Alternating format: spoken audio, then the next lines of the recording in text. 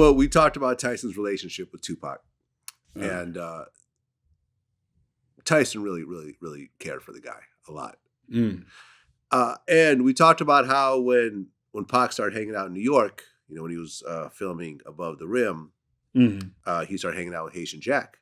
Yeah. And Tyson warned him about Haitian Jack. He told Tyson that this guy's out of your league. Yeah. Meaning that this guy's into some serious shit. Like, I remember when I mentioned this to TK Kirkland, he's like, yeah, I remember one night when we were hanging out with Haitian Jack and him and his man ended up robbing a whole parking lot.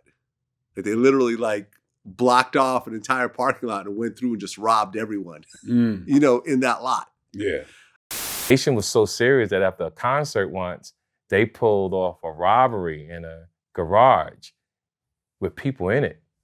Blocked the motherfucker off. Nobody was leaving and handled their business. Like Haitian was really that guy. That's my man. In a way, I think Pac was sort of attracted to guys like Everybody's attracted to guys like that. Yeah, that's true. There's a reason why you have this show. People are attracted to this. I mean, it's like people who live as the id, ego, and super ego. The outlaw is always romanticized.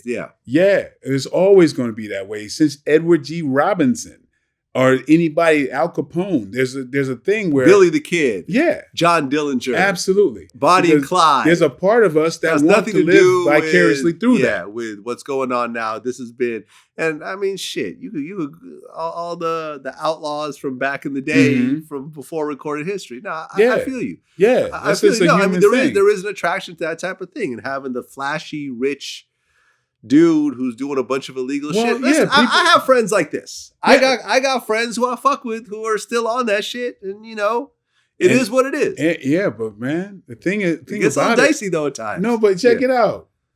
Because being somebody who's lived that, and was connected to it, I was addicted to that kind of life. Because, like I said before, everything is more vibrant. But the truth of the matter is, you are living in a truth that you don't see in any other part of society, where you're not constrained by what's politically correct. You know what I mean? There's something about the human animal. If you live like 100, that is some of the most people living that lifestyle are living in honesty that so many of us in society never get to live. Right. It's outside the law. Exactly. But outside the law, but not the law of nature. You know what I mean? The law of man. Yeah. Well, it's deeper. It permeates deeper than that. That's why we look at Al Capone.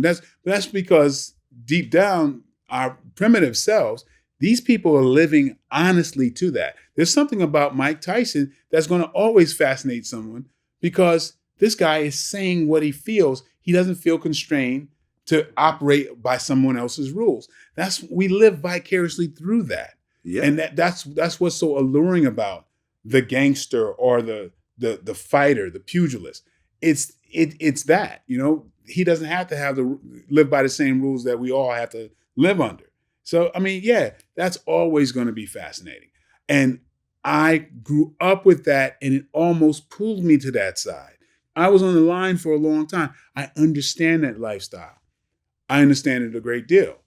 And I almost got taken under by that because it's, like I say, I'm in college and I got to hang out in the hoods on the weekends or whatever.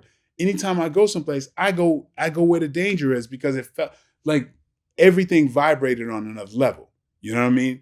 Anything that could happen, and I was addicted to it.